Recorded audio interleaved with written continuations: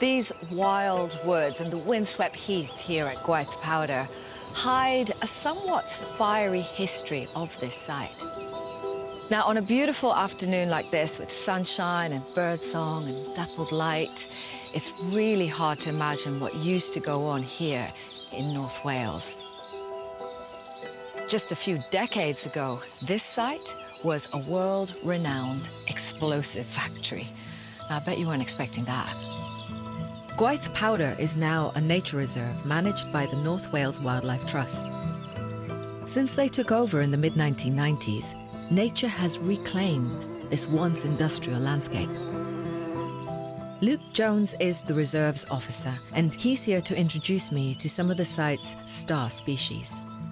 You must love your job, a place like this, a day like today, but I understand it didn't always look like this. Yeah, so the Cook's Explosives factory was here until the 90s, until it was donated to the North Wales Wildlife Trust.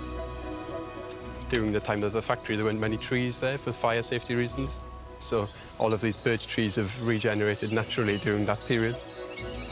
That is incredible. So in about 25 years, all of this, or most of this has come up? Yeah, it's just on its own, and it's completely transformed the site.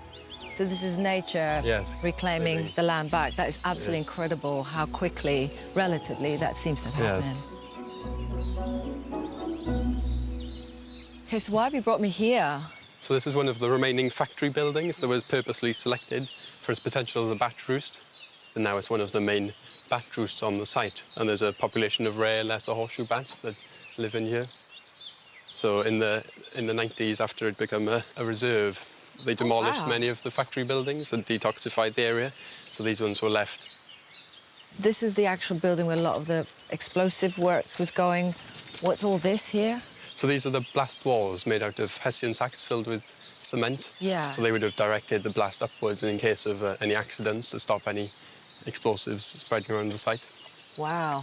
And now they're starting to fall apart and nature is slowly reclaiming the buildings.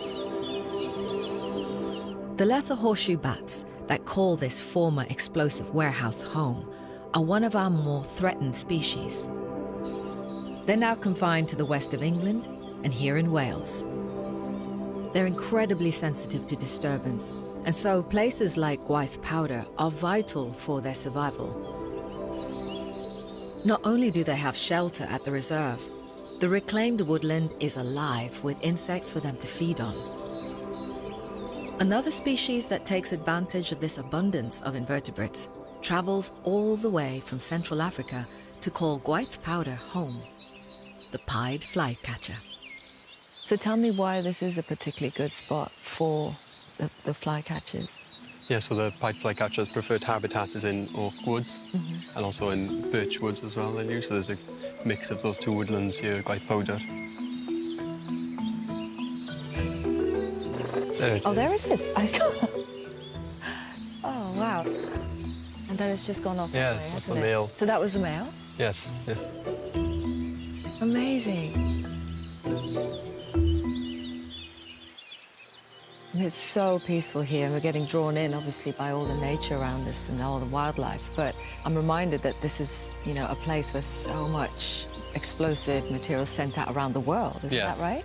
Yeah, so there's a lot of activity here. And in World War II, there was 17 million grenades were produced here for the war effort.